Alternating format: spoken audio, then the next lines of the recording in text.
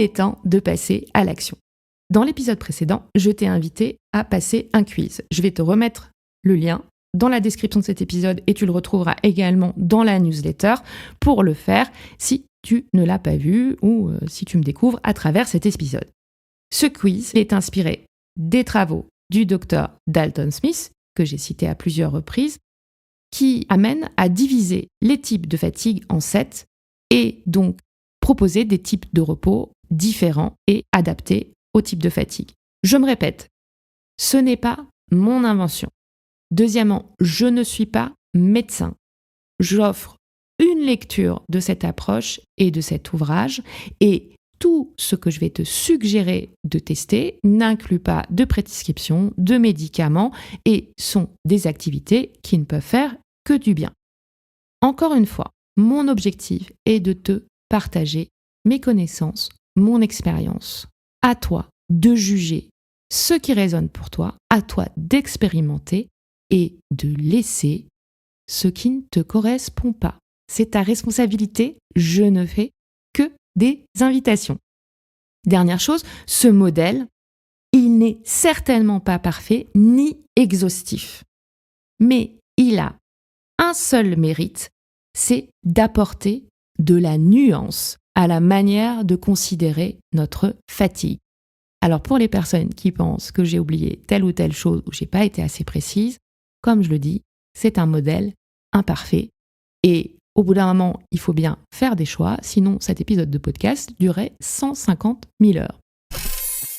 Maintenant, dans cette dernière partie, je vais définir chacun de ces 7 types de fatigue à l'aide d'un exemple, expliquer les origines de celle-ci et te proposer une seule piste que j'ai jugée impactante et facile à mettre en place. Si tu veux aller plus loin, je te le répète, mais j'y tiens parce que j'y ai mis vraiment tout mon cœur, beaucoup de travail, beaucoup d'énergie, achète le cahier d'été. Tu trouveras un maximum de détails et tu vas pouvoir aller en profondeur, travailler le ou les types de repos que tu auras identifiés comme nécessaires pour toi. Tu n'as aucune vitesse. Tes 2 genoux sont fragiles, alors tu peux pas trop courir. En plus, tu fais de l'arthrite dans la nuque et t'as des dépôts de calcaire dans les jointures, alors on oublie les combats d'entraînement. J'ai déjà eu ce problème. Ce qui veut dire qu'on va plutôt miser sur la bonne vieille force brute, sur les coups qui font mal. Il faut le sonner, ça te prend des points en béton d'une puissance fulgurante. On veut lui causer une telle douleur que ça secouera ses ancêtres. Après chacun de tes coups de poing, il devra se sentir comme s'il avait essayé d'embrasser un train. Ouais, on va transformer tes poings en bombes. Alors là, tu l'auras reconnu, c'est Rocky et on est dans le 6e film de la saga Rocky Balboa. Clairement marqué par l'âge, il est plus lent, moins agile, il souffre de douleurs musculaires, articulaires et est constamment fatigué. Et après un entraînement à l'intensité décrite par le coach que tu entends, à ton avis, que se passe-t-il ? Il est rincé, il est fini, il n'a plus qu'à raccrocher. Tu m'étonnes. Dans son cas, il s'agit bien de fatigue physique. C'est ton cas également si tu n'as pas l'énergie nécessaire pour accomplir des tâches physiques. Tu te sens fatigué, mais pourtant tu as du mal à t'endormir. Ton système immunitaire est affaibli et donc ça veut dire que tu tombes souvent malade, des petits rhumes par exemple. Tu as des douleurs dans les muscles, des courbatures, tu as mal au cou. Tu dépends de substances pour faire remonter ton niveau d'énergie. Ça peut être du café, ça peut être une boisson énergétique, du sucre, ou bien tu as besoin de substances pour te reposer, pour décompresser. Et donc ça, c'est l'alcool, un somnifère, ou bien ce qu'on peut appeler les aliments doudous, comme du chocolat ou que sais-je. Dans ce cas, et ça j'aimerais bien que tu y penses, on peut être poussé à faire des choses étranges. Réfléchis. Si tu es ultra fatigué et pas du matin, est-ce que c'est vraiment une bonne idée d'aller à un cours de relaxation à 5 heures ? Je n'en suis pas sûre. Encore une fois, quand on va trop vite, Quand on veut des résultats tout de suite, quand on met trop d'intensité, on finit par obtenir l'inverse du résultat recherché. Alors, il y a une seule clé, il faut ralentir, il faut décélérer, et comme nous y invite James Clear d'Atomic Habits, que j'ai cité aussi dans l'épisode précédent, il faut y aller petit pas par petit pas. La solution ne réside pas dans un remède miracle, mais dans le fait d'accorder régulièrement à ton corps le type de repos dont il a besoin. Alors, voilà une piste pour te reposer, que j'ai appelé un antidote, c'est un jeu de mots, mais encore une fois, tu auras un plan plus détaillé dans le cahier d'été.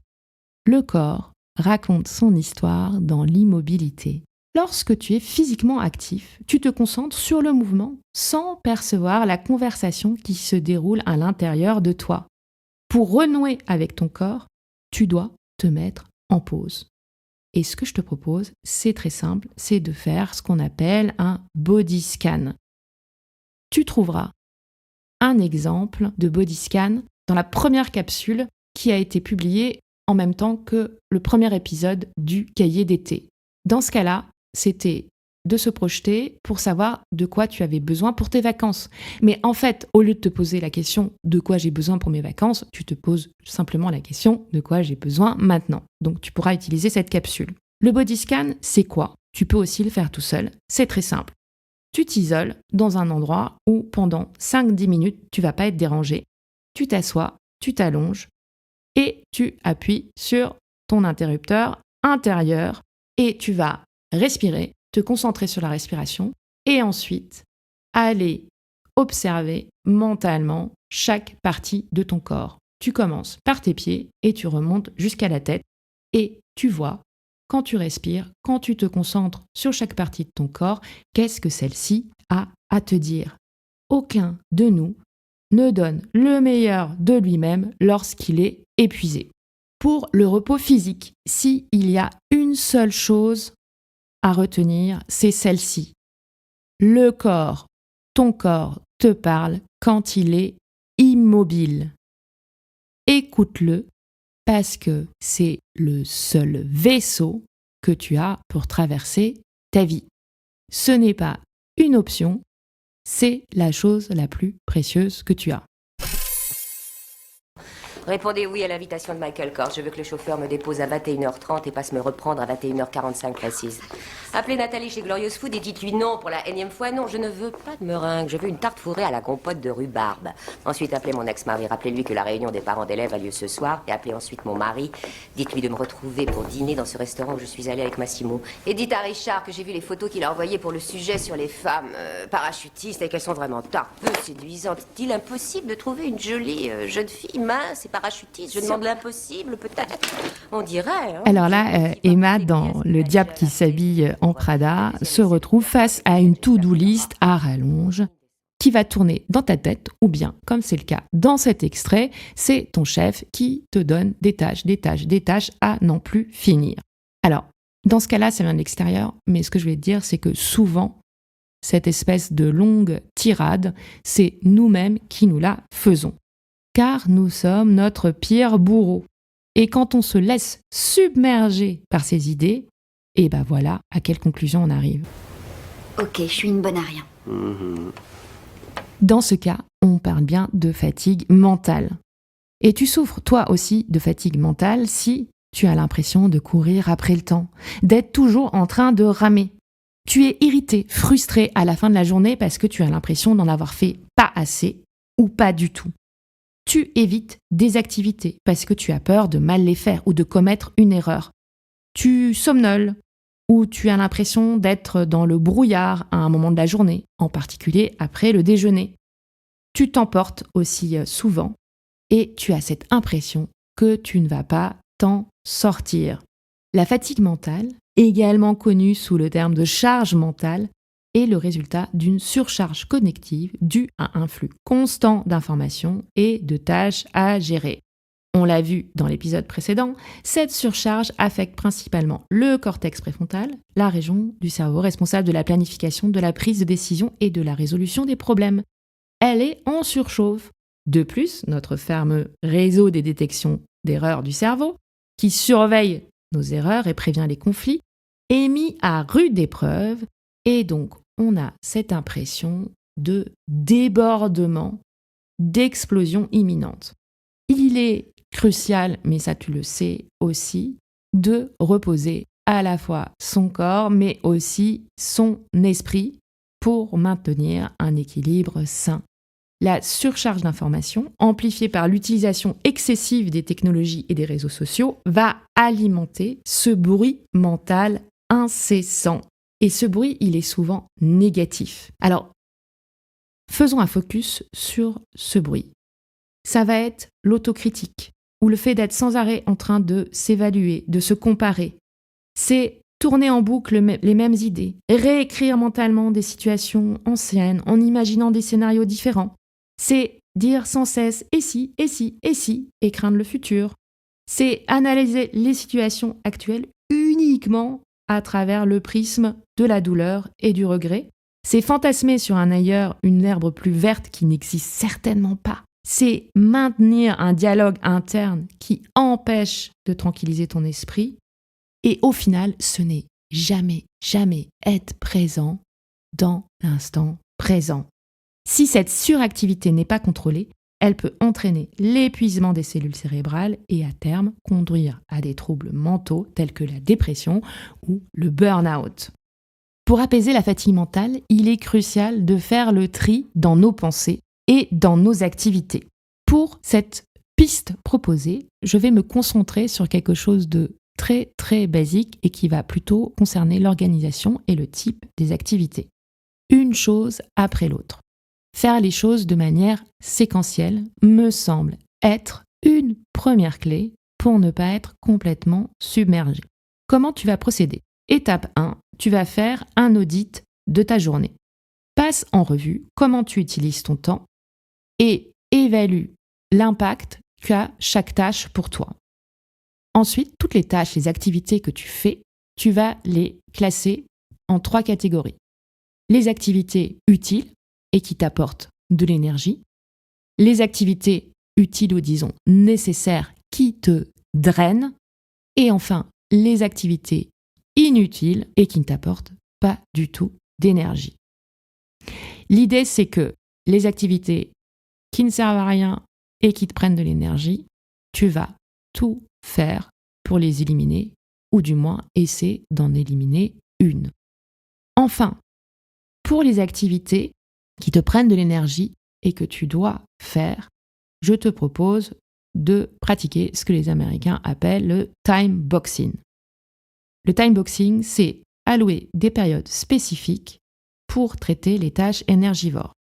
Par exemple, tu peux décider de ne consulter tes emails que 2 fois par jour pendant 20 minutes à une heure précise. Alors, ça demande de l'organisation. En attendant, tu peux aussi faire un message d'absence qui informe les personnes qui te contactent en dehors de ces horaires-là. Encore une fois, je ne dis pas que ça marche pour tout le monde et quand on est dans un job où on doit être ultra réactif ou qu'on est commercial et qu'on est sans arrêt en contact avec les gens, peut-être que ce n'est pas possible.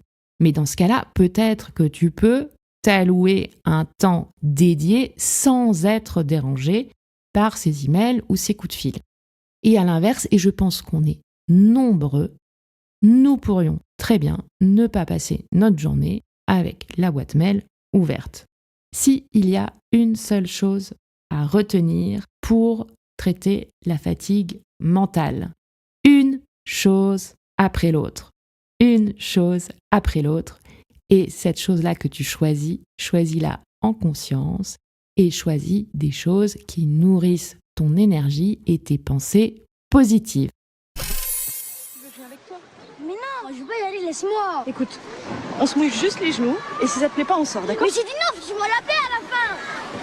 Mais je te promets que tu vas adorer, hein. T'as ma parole, d'accord? Allez, viens te baigner pour me faire plaisir. Lâche-moi.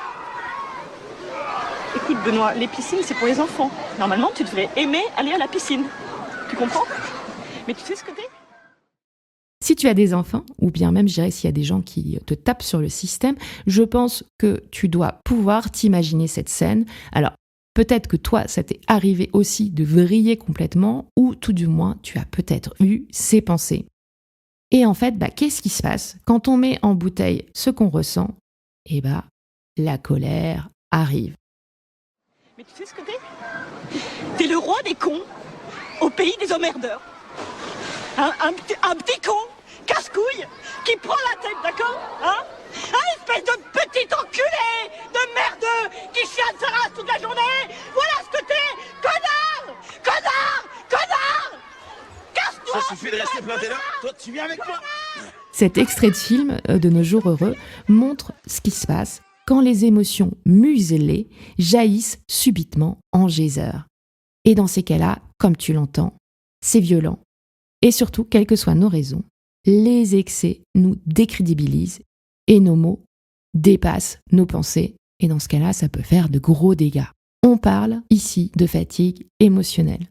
C'est toi si, par exemple, tu ressens constamment le besoin de paraître, de porter un masque pour faire plaisir, faire mieux.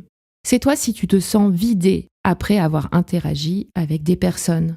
C'est toi aussi si tu te sens facilement submergé par tes émotions ou même par celles des autres.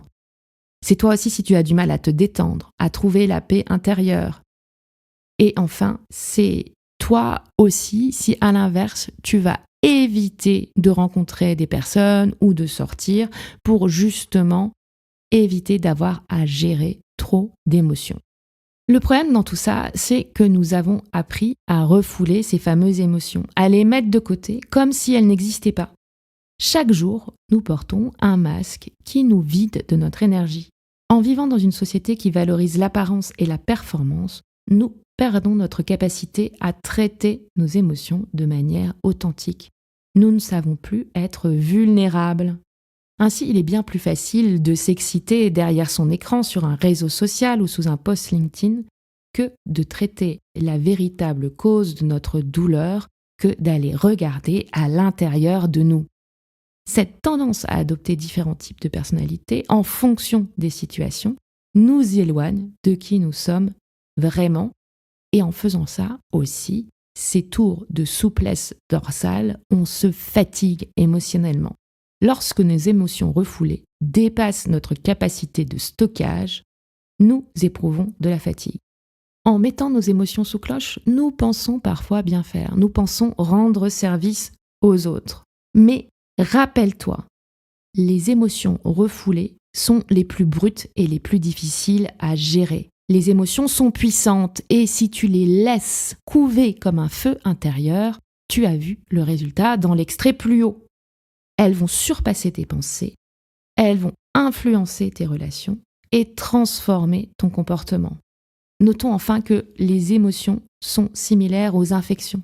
Elles sont hautement contagieuses. Ça veut dire que si tu ne gères pas tes émotions et si tu ne fais pas attention aux émotions des gens autour de toi, si c'est négatif, ça va imprégner de négativité tout le monde. À l'inverse, si c'est positif, ça va se transmettre. D'où l'importance d'apprendre à les connaître, de les apprivoiser et d'en faire un carburant positif et non destructeur. Ma piste pour gérer la fatigue émotionnelle, c'est la méthode RAIN. Donc RAIN, ça veut dire pluie en anglais et on l'appelle R-A-I-N. Cette méthode a été popularisée par Tara Brach. Le R de RAIN veut dire reconnaître. Quand tu ressens une émotion forte, prends un moment pour toi. Isole-toi, ferme les yeux et demande-toi ce que tu ressens en ce moment. Sois honnête avec toi-même. Nomme cette couleur. Est-ce de la tristesse, de l'anxiété ou autre chose? Pour cela, tu peux te rapporter à la roue des émotions, qui est dans le chapitre 1 du cahier d'été. Ne juge pas l'émotion. Accepte qu'elle soit présente sans la qualifier de bonne ou mauvaise. Deuxième étape, le A de Rennes. Accepter. Donne la permission à cette émotion d'exister. N'essaie pas de la changer ou de l'exprimer. Accueille-la. Dis-toi que tu es capable de la ressentir. Ne te bats pas, ne l'ignore pas. Étape 3, investigue. Ça veut dire vois cette émotion comme un petit animal que tu n'as jamais vu auparavant. Approche-la avec curiosité, comme un explorateur qui découvre un nouveau territoire. Interroge-toi sur tes raisons. Quels événements, quelles pensées t'ont amené ici? Où est-ce que ça se passe dans ton corps? Est-ce que tu ressens des tensions? Est-ce que le rythme de ton cœur s'accélère? Est-ce que les larmes te montent? Quelles sont les pensées? Qu'est-ce qu'elle raconte? Qu'est-ce qu'elle dit, cette émotion? Note sans jugement. Et enfin, dernière étape, sois bienveillant, bienveillante avec toi-même. Imagine qu'il s'agisse de ton meilleur ami, de ta meilleure amie. Qu'est-ce que tu lui dirais? Comment te montrerais-tu avec elle? Serre-toi, serre-la dans tes bras. Trouve des mots de réconfort et de soutien. Et rappelle-toi que ressentir des émotions, c'est normal, c'est humain, ou comme le dirait Zhao, c'est être vivant. Cette pratique, si tu la fais régulièrement, va t'aider à vivre ces émotions, à réduire ta fatigue, à permettre à tout cela de circuler librement et d'éviter le goulot d'étranglement qui va provoquer l'effet cocotte-minute et te faire exploser. Je vais poser la question. Il faut aussi qu'on parle de la décoration florale. Ah oui, on se disait, niveau budget, les centres de table en orchidée sont peut-être un peu de trop. Écoutez, moi, baisser le budget, on l'a déjà fait plusieurs fois. Je suis pas contre essayer encore, c'est pas un problème. Bah c'est l'idée, Ouais. je vous cache pas. J'avais un peu compris, je vous cache pas. Mais c'est ce que je dis souvent aux clients, vous avez choisi une salle magnifique, en plein Paris, dans un hôtel de luxe. Vous recevez 200 personnes, ça peut pas être n'importe quoi. C'est un mariage, c'est pas une kermesse. Donc il faut maintenir un certain standing. Et donc ça signifie un certain prix. On peut pas baisser indéfiniment. Écoutez, en fait, pour être franc, on a l'impression que vous avez pas très envie de nous aider à trouver des solutions, là. Ah bon? Et pourtant, il me semble quand même que j'ai essayé de vous accompagner, que j'étais plutôt à l'écoute, non? En fait, on trouve que vous êtes pas très inventif. Alors ici, on entend Jean-Pierre Bacry, qui joue dans le film Le sens de la fête, un rôle de wedding planner qui met toute son énergie à organiser des événements mémorables pour ses clients. Mais ces clients, des fois, ils sont un peu relous. Et dans cet échange que tu viens d'entendre, on voit la fatigue créative poindre le bout de son nez. À force de se plier en 4, il est à bout. Et comme souvent, quand on ne lâche pas la pression, on explose. Attendez, excusez-moi, je suis désolé, mais j'ai pas fini. Pour les desserts, je pense que c'est finalement pas si indispensable que ça, les milliardises. On oublie aussi les milliardises. À la place, compote, mets du choix. Pomme poire, pomme fraise, pomme banane. Tout ça servi dans des gobelets avec des... Comment ça s'appelle, les petites... Des langues de chat. Voilà, avec des langues de chat. Et servi à la louche. À la louche. C'est assez inventif, ça. Parce que si vous voulez, je peux avoir d'autres idées. Et là, je vous garantis que vous serez dans la partie, mais basse de la fourchette. Vous serez même dans le manche. D'accord. Bah, on va réfléchir, Excusez-moi, je me suis un peu emporté. On va vous rappeler. Toi aussi, tu souffres de fatigue créative si tu as du mal à trouver de l'inspiration ou de nouvelles idées. Tu te sens frustré, limité, tu as le syndrome de la page blanche. Tu te sens vidé quand tu as donné dans un travail créatif, innovant. Tu as du mal à laisser ton esprit vagabonder. C'est difficile pour toi d'apprécier tout simplement la beauté de la nature en te baladant ou les choses les plus simples. On a souvent une image erronée de ce qu'est la fatigue créative. Contrairement à ce que tu pourrais penser, elle ne concerne pas uniquement les artistes et elle ne se présente pas lorsqu'on veut réaliser une œuvre tangible comme une peinture, un poème ou une musique. La fatigue créative, c'est plutôt l'impossibilité d'avoir des idées nouvelles, de penser outside the box. Elle est souvent le fruit de la routine, de la répétition et de l'habitude qui vont étouffer ta capacité à rêver et à s'émerveiller. Le manque de contact avec la nature, le fait de ne pas changer de décor, d'être toujours au même endroit, le fait de refuser la distraction peut également limiter ton potentiel créatif. Enfin, autre cause, et on en revient toujours à la même chose, nous passons souvent notre temps à répondre aux besoins des autres en négligeant nos propres besoins. Et donc cela nous mène à faire des choix autodestructeurs et on a l'impression de ne pas faire ce qu'on veut et de l'autre côté de ne pas être apprécié à notre juste valeur. Tout cela contribue également à l'épuisement créatif. Il y a un antidote terriblement puissant à la fatigue créative. Et si tu m'as suivi jusqu'à présent, tu connais, c'est l'ennui. Pour que ta créativité puisse émerger sans pression, il te faut des temps morts, des temps sans objectif particulier. On raconte que l'écrivain Ian Fleming a écrit tous ses James Bond en moins de 2 semaines en utilisant cette fameuse règle de l'ennui forcé. Pour cela, qu'est-ce qu'il faisait ?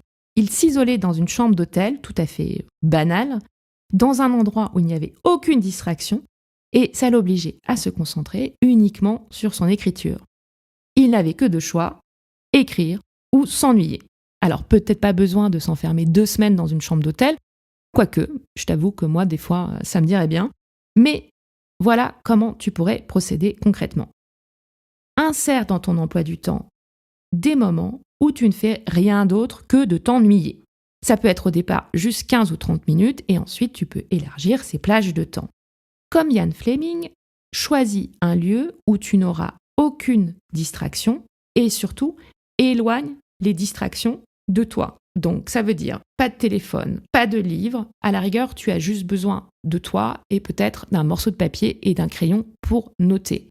Mais l'idée, c'est que tu ne puisses pas remplir ce temps d'une quelconque distraction qui vient de l'extérieur. Ne pose pas d'intention, ne force pas les choses et laisse simplement venir naturellement à toi ce qui se présente à ton esprit.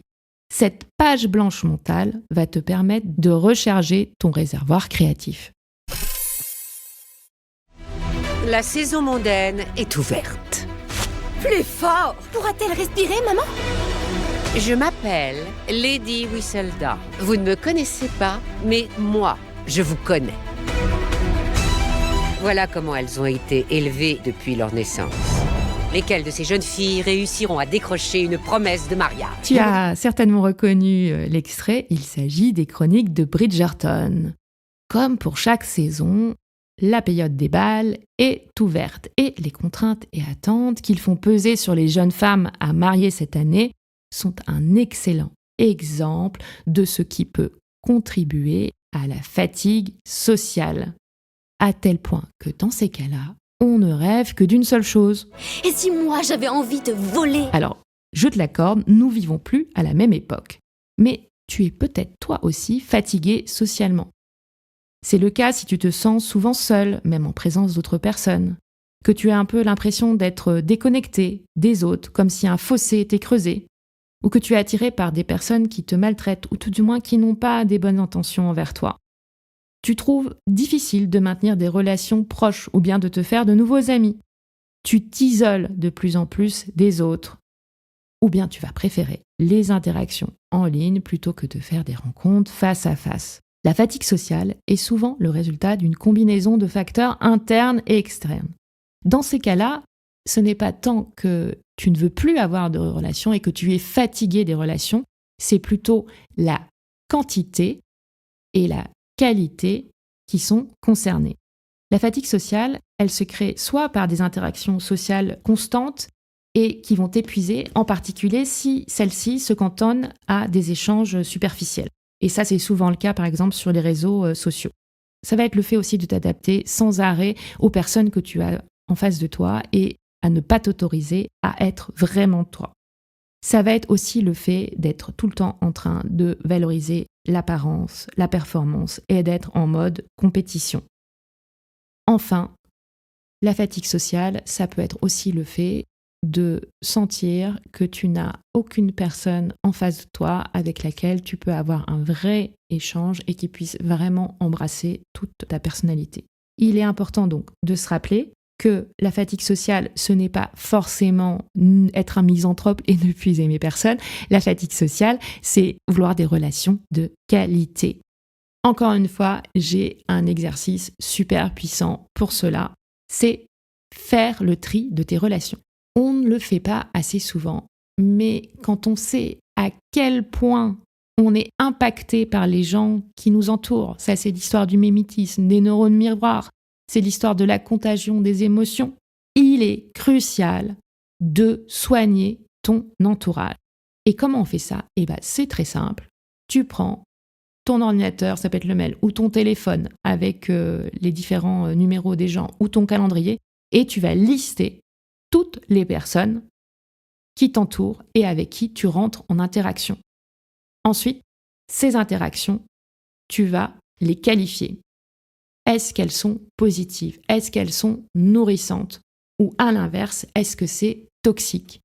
Et ensuite, une fois que tu auras fait ça, tu feras le choix en adéquation avec ce que tu recherches. Tu trouveras l'exercice expliqué un peu plus en détail dans la newsletter et dans le cahier d'été, je t'ai préparé, mais vraiment un exercice aux petits oignons complètement guidé pour organiser ton entourage de la meilleure façon qui soit pour toi. Et pour ça, on se basera aussi sur l'atome social, qui est une notion de psychogénéalogie qui a été mise en place par Anne-Ancelin Schutzenberger et que je remodernisé, on va dire, avec des concepts beaucoup plus récents et actuels et notamment qui viennent de différents ouvrages américains. S'il y a une seule chose à retenir, choose your tribe. Alors, je te le dis en anglais parce que je trouve qu'en français, ça sonne un peu moins bien. Choisis ta tribu. Ça veut dire construis-toi un entourage de personnes qui te portent et mets de côté les personnes qui sont toxiques pour toi. Apprends à dire non. Choose your tribe. Règle numéro 3. Pas le droit de pleurer, de chouiner, de rire, de ricaner, d'éternuer, de rôter ou de péter. Bref, aucun petit bruit énervant. Compris? Est-ce que ça, c'est un bruit énervant? Oui, très. Celui que tu entends ici, c'est Grou, l'anti-héros de Moi, moche et méchant. Il ne supporte rien, en particulier le bruit et l'agitation. Alors, quand il décide de devenir papa, ça devient un peu compliqué. Et dans ce cas-là, on pourrait parler pour lui de fatigue sensorielle. C'est également ton cas si tu as, une réaction négative ou une sensibilité accrue au bruit fort. Si ta vision est souvent floue, que tu as mal aux yeux, surtout après avoir été longtemps devant les écrans. Ça peut être aussi le cas quand tu manges des aliments naturels et qui vont te sembler beaucoup plus fades que les aliments transformés. Enfin, tu peux avoir une réaction négative quand les gens te touchent ou quand on essaie de te câliner. Tu peux aussi parfois avoir du mal à sentir certaines odeurs ou au contraire à les sentir trop fort. Et enfin, cela peut être insupportable pour toi, par exemple de te rendre à un concert ou d'entendre des feux d'artifice. Dans tous ces cas, on parle de fatigue sensorielle. La fatigue sensorielle, elle est souvent causée par une exposition continue et excessive à des stimuli sensoriels, surtout dans notre monde moderne. J'ai nommé les ordinateurs, les téléphones, les tablettes. Par ailleurs, travailler dans des environnements avec des bruits de fond constants n'arrange rien à la situation. C'est la même chose pour les lumières artificielles, pour l'afflux incessant d'informations. Et souvent aussi, on est son propre bourreau parce qu'on pense qu'on doit tout supporter, même les stimuli extérieurs, sans se plaindre. Et en faisant ça, on va aggraver sa fatigue sensorielle. Il est crucial de comprendre que si notre système nerveux est constamment stimulé, nous l'épuisons. Pour contrer la fatigue sensorielle, il va falloir procéder par étapes ou tout du moins de manière ciblée. Comment on se repose? Il va falloir mettre un de tes sens au repos. Parce que si tu y réfléchis, en fait, c'est complètement impossible de mettre tes 5 sens au repos. Donc, par exemple, si ton problème, c'est les yeux, la fatigue oculaire, tu vas suivre la règle du 20-20. Toutes les 20 minutes, tu regardes quelque chose à 6 mètres, 20 pieds en anglais, pendant au moins 20 secondes. Ça va te permettre de te reposer les yeux. Si, par exemple, c'est le bruit qui t'embête, tu vas t'isoler dans un endroit au calme pendant ta journée. Si c'est la lumière, donc là, tu pourrais investir dans des lunettes spéciales, ça ne coûte pas grand-chose, et qui vont te permettre de filtrer la lumière bleue. Donc, je pense que tu as compris la logique. c'est pour se reposer de manière sensorielle. Regarde si déjà c'est tous les sens qui sont à vif chez toi ou bien s'il y en a un en particulier. Et tu vas le mettre de manière délibérée au repos pendant un temps, tous les jours, au moins une fois. Si possible, une fois que tu as identifié ça, crée-toi une routine et essaie d'ancrer cette habitude dans ton quotidien. Mais rien n'est vrai quand on croit plus à ce que l'on est. Je crois plus en moi, tu comprends pas ce que ça veut dire? Quand un boxeur y croit plus, il est rincé, il est fini, il n'a plus qu'à raccrocher. Alors, tu as reconnu à nouveau Rocky et je trouvais que c'était intéressant de terminer avec lui qui avait débuté notre analyse des différents types de fatigue. Parce que oui, on peut avoir de la fatigue physique, mais aussi de la fatigue existentielle. Et je dirais, ce qu'il faut savoir, c'est qu'une fatigue en entraîne souvent une autre et que cette dernière, la fatigue existentielle, elle a un impact sur toutes les autres, sur tout notre corps, sur tout notre esprit. Donc, elle est vraiment à prendre au sérieux. C'est quoi la fatigue existentielle? C'est quand plus rien n'a de sens. Tu te poses des questions sans trouver des réponses, tu remets en cause ton existence et tu en finis à penser que... C'est juste un ringard. Elle se manifeste comment? Par une profonde détresse et un sentiment de vide qui est lié à des questions sur le sens de la vie, ton rôle dans le monde. C'est toi si tu as l'impression que ta vie manque de but, que tu n'as plus de satisfaction dans ce que tu fais, que tu te sens déconnecté de tes valeurs profondes, de tes croyances, que tu ne te sens passionné pour rien, sans espoir, piégé, vaincu. Tu as du mal à te motiver, tu as la boule au ventre quand tu te lèves le matin. Aller au travail est un enfer. Et dans les cas extrêmes, ce que je ne te souhaite absolument pas, et si c'est le cas, s'il te plaît, va consulter un spécialiste, tu peux ressentir des pensées suicidaires ou même une dépression profonde.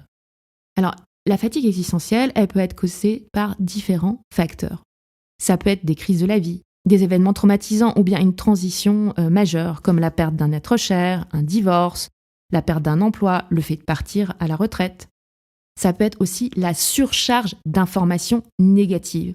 En particulier, et ça je pense que tu l'as vu ces derniers mois, c'est qu'on n'entend que des choses horribles et négatives. Et quand on est abreuvé que par des informations négatives, ça finit par déteindre sur nous. Et à tel point que maintenant, être critique et critiquer, c'est pratiquement un signe d'intelligence. Enfin, la fatigue existentielle, elle peut venir quand tu te sens isolé, que tu manques de connexion profonde, authentique avec les personnes. Il y a une idée préconçue, avant qu'on passe à l'antidote, que je voudrais détailler ici, c'est de penser que le bonheur se trouve dans la performance et dans la réussite. Et ça, c'est faux. Parce que le bonheur, il va se retrouver dans le fait que tu nourrisses tes valeurs. Si tes valeurs te permettent de gagner de l'argent, de réussir socialement, je dirais tant mieux. Mais tant que tu n'auras pas fait le boulot, à savoir identifier les valeurs importantes pour toi, tout ce que tu pourras accumuler ne servira à rien. Il est essentiel que tu reconnaisses que la quête de sens est une partie intégrante de ton expérience et que se sentir perdu, déjà, c'est normal, mais qu'il est important de trouver réponse à ces questions. Dernière antidote, tu pourrais dessiner ton ikigai. Ou si tu n'es pas trop dessin, ou si tu n'es pas trop dessin et que tu aimes bien lire ou regarder les vidéos sur les TEDx, je te renvoie à l'ouvrage, à la fameuse conférence de Simon Sinek, Know Your Why, connaître, trouver son pourquoi, qui te permettra de te poser les bonnes questions. Alors, l'ikigai, je vais te le décrire très brièvement ici, mais je te donnerai un chemin un peu plus détaillé dans la newsletter. Et enfin, dans le cahier d'été, je t'ai préparé un parcours très fouillé, comme je le fais quand j'organise des ateliers beaucoup plus longs dans le temps, pour construire cet ikigai, parce que ce n'est pas forcément évident. Mais, encore une fois, tu peux choisir d'y consacrer juste quelques minutes et tu y trouveras certainement des pistes intéressantes. L'ikigai, ça comprend 4 domaines, 4 cercles que tu vas devoir remplir. Le premier, c'est, tu vas dire ce que tu aimes faire. Ce sont tes passions. Ensuite, ce pourquoi tu es doué. C'est ta vocation. Où est-ce que tu as du talent? Où est-ce que tu es meilleur que les autres? Ensuite, tu vas identifier, troisième point, ce dont le monde a besoin. À quoi tu as envie de contribuer? La question qui peut aider à ce moment-là, c'est qu'est-ce qui te met en colère ? Enfin, 4e cercle, pourquoi peux-tu être payé ? Donc, qu'est-ce que tu peux monétiser ? Qu'est-ce que tu peux vendre comme chose que tu sais faire ? Ensuite, donc ces 4 cercles, ils vont se rejoindre et tu vas essayer de trouver un mot qui va recouper les 2 dimensions pour arriver au final sur le mot central qui est la somme, le croisement de ces 4 cercles ensemble et qui est ce qu'on appelle l'ikigai. Et l'ikigai, c'est la raison d'être. Dans les études qui ont été faites sur la longévité, on a remarqué que les gens qui vivaient le plus longtemps étaient les gens qui étaient les plus heureux et les gens qui étaient les plus heureux étaient ceux qui savaient à quoi ils contribuaient. Une fois que tu vas avoir identifié ce fameux ikigai, tu vas pouvoir intégrer des aspects dans ta vie quotidienne. Donc admettons que tu aies identifié que toi, ton ikigai, c'était d'écrire pour aider les autres. Et qu'est-ce que tu pourrais faire par exemple ? C'est commencer par écrire un blog ou des articles sur le sujet, ou bien lancer un podcast, ou bien tout simplement écrire des petits mots aux gens que tu aimes.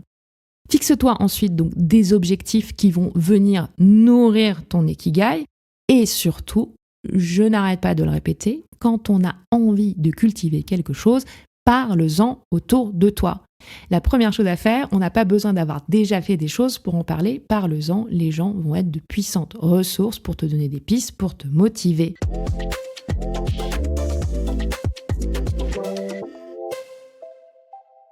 Nous voici arrivés au bout de cet épisode. Tu trouveras toutes les notes dans la newsletter et surtout des parcours ultra détaillés dans le chapitre 3 du cahier d'été.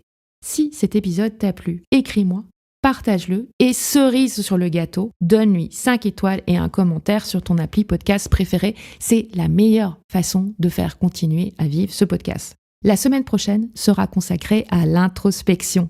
Faire le point de ces 6 mois écoulés pour pouvoir ensuite repartir du bon pied. Je t'ai prévu un chapitre 4 aux petits oignons. C'est le moment de saisir ton cahier d'été avant que les prix augmentent dans quelques jours. Belle journée ou belle soirée selon l'heure à laquelle tu m'écoutes et à la semaine prochaine.